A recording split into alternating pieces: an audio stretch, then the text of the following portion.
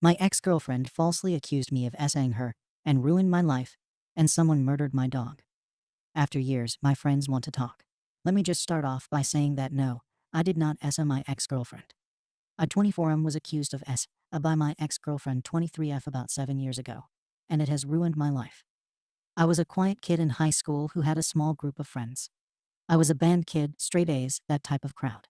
Now in my sophomore year, I met my ex, let's call her A, and we dated on and off for over a year. And I also have a small past together. Her parents worked with my parents and were best friends, and we already knew each other well.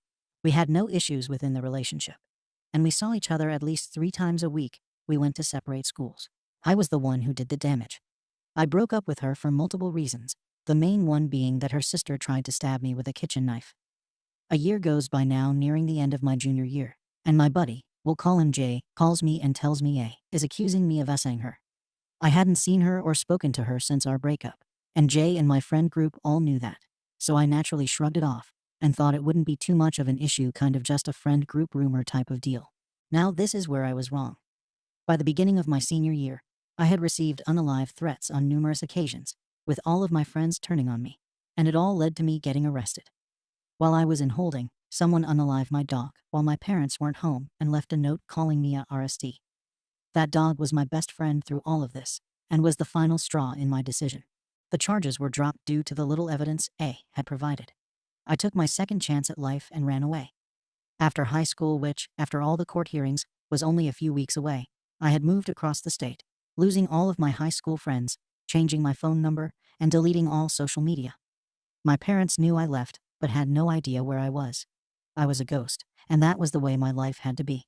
Living on my own wasn't how it always sounded for an out-of-high school student like myself. I spent the first 2 years hiding away in my apartment. I spent months overthinking and questioning my own thoughts.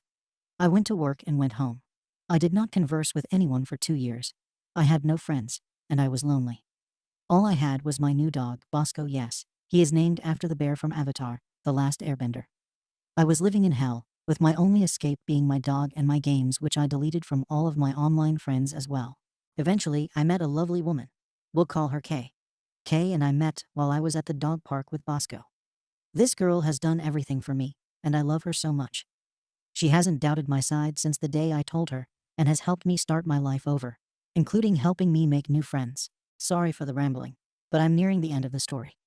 Now, last week I had made a new social media account, and added only my new friends and Kay's family. My family understands why I did not add them, as it would link me to my hometown. I received an odd message request this morning. I looked in disbelief as I saw it was from Jay, asking me where I had been and if I was okay. I did not open it. I just let it be and went about my day. Now I have 5 new friend requests from my old friend group, all of them messaging me and asking me where I was and if I wanted to meet up and talk. I decided to message Jay back and tell him everything I've been waiting to tell him. You guys turned your backs on me, tarnished my name, and helped to destroy my life and my reputation back in hometown name. Do you really expect me to reply back to you after that? I went on and explained what happened, including how someone murdered my dog. I have spent years in therapy, countless hours of trial and error to socialize again, and what felt like an eternity to trust anyone. I have new friends and an awesome girlfriend, all of which have contributed to my success in restoring my humanity. I've been thinking about it all day today, and I still don't know if I should give my old friends another chance. Maybe they've grown up and regretted their decisions, or maybe they just expect me to forgive them. If anyone has any opinion on this, please comment. Sorry for the rambling. I just needed a safe place to be able to share my story and my recent events. Kay already does so much for me, and I don't want to text her while she's at work about this. Thank you for reading, and any comments that follow are much appreciated. Update. Jay and my other old friends told me everything that happened since I've been gone. To sum it all up, A is a drug addict and does not live in my hometown anymore. They all apologized to me, but I told them we could no longer be close. The drama and memories would all come back, and I've worked too hard to get where I am in life to let some dumb old friends ruin that. After they apologized, they all took turns admitting they regretted taking A's side. They told me they have no idea who unalived my dog. Also to mention, my dog was passed away with rat poison, if some of you were wondering. However, none of them understood the fact that I could not be close with them anymore. I blocked them all. It feels really nice to have closure and not have the consequences of being close to them. Kay really helped me through this, and I've read a lot of your comments, and I respect everyone's opinion. Also, to touch up on some questions everyone had, A's sister did not like me at all. She also had serious mental health issues that ended up landing her in mental health facilities on multiple occasions. I have no idea where she is now, and I honestly could care less. She is a horrible human being and deserves nothing. Admitted to the false accusation sometime after I moved across the state. Jay and the others told me they were all at a college party, where I was stint-faced, and decided it was a good idea to get frisky with another old friend of mine. His name is irrelevant. She told him she came up with the accusation months after I broke up with her, because I was her first love and I deserved it. I guess the crazy runs in the family. The lesson to take away from this is, don't give anyone a second chance. They broke your trust the first time, and should not be given another chance. Know your own worth. Thank you to everyone who commented and gave me some self-esteem. Your opinions are greatly appreciated, more than you know. Second update. Since internet trolls and others are asking for proof or clarification on my expenses, living arrangements, etc., I'll post them so y'all can move on with your lives. 1. Bosco is a beagle who I adopted at the age of 3.5 years old, months after I moved. His maintenance is low, and he does not mind being alone. Heartworm tests and prevention cost $65 annually, and vaccines cost anywhere from $60 to $120 annually, depending on which vaccines he requires. He's an amazing dog who brings joy to me, and I give him a happy home with everything he needs at his disposal: food, potty pads, and toys all laid out in front of him. 2. Moving across the state at the age of 18 and fresh out of high school is not easy, but I had to do what I had to do. I sold a lot of possessions: drum set, guitars, snowboards, furniture, etc., to afford the first and last month's rent with a deposit. I also had a graduation party, and I ate up a lot of that money, as well as the money I had been saving since I started working at 16. I planned on going to college, so I saved as much as I could. Hard? Yes. Impossible? Absolutely not. 3. I have no idea why my old friends wanted to rekindle after all these years, and no, I do not know how they found my social media page. It was a Facebook account that I created to keep in touch with Kay's family and my friends, especially the new online friends I made. If you want to know how they did it, go ask Mark Zuckerberg about the Facebook algorithm. Maybe they stalked me, who knows? 4. To those internet trolls who think they know it all because they're sitting in their mama's basement, eating their big old bag of Cheetos, not everyone lives an easy life like yourself, and I kindly ask that you try and compose yourself. If you don't believe my story, that's fine. Not a lot of people do. But try your hardest to wrap your greasy heads around the fact that other individuals live totally separate lives from yours. Not all of us have the luxury of staying at home and playing video games. I did not give up, and I refused to be homeless, which meant I got up off my A and worked nearly every day of my life to make sure that didn't happen. I went to therapy, which was a bonus of staying in my parents' health care, went to work, and moved on. Thanks for reading my post, but just know the admins will remove those obnoxious comments you worked so hard to compose. Thanks. 5. To everyone else, thank you for reading my post and understanding. I appreciate all of your comments and opinions. They were very uplifting, helped me clear my head, and helped me realize that I don't need my old friends to be happy. Thank you. Second story. I married my sister's ex with her permission. And now, all of a sudden, she is super mad, saying I stole her boyfriend and husband. Me 27F and my sister 29F have been fighting recently over something that I thought was resolved a long time ago. I've debated posting for like a week now, but I figured someone not directly involved would be good to hear from. A couple months ago, I married my husband, Greg 29, after being together for 4 years. We met each other working at the same office, and I developed this huge crush on him. I was pretty sure he was into me too, so I decided to bring it up to my sister, Alicia. Alicia and Greg had dated in middle school when they were both 13-ish, and because it had been so long and at such a young age, I didn't think there would be an issue, but I still wanted to check. I didn't want to accidentally start dating some long-lost love of her life or something, so I thought I would clear the air by asking. She seemed a bit surprised, because I don't think she was expecting to hear about her middle school ex-boyfriend randomly so many years later. But after we talked for a bit, she said she didn't really care. So I thought, cool, I have the go-ahead. I thanked her and moved on with things, and a little while later, me and Greg got together. It's never seemed to be an issue before recently. We hit all the milestones, and she seemed to be happy for us. When he met my family again, they were a bit surprised, but things were fine.